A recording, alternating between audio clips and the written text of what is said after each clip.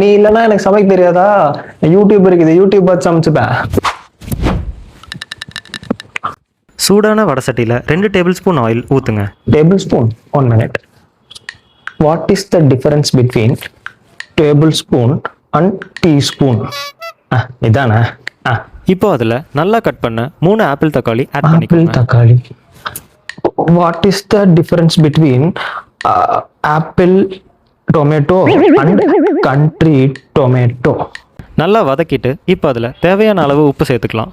தேவையான அளவு, தேவையில்லாத அளவு எனக்கு எப்படி தெரியும்? நீ தான்டா சொல்லணும். ஐயோ. 2 minutes லேட்டர்.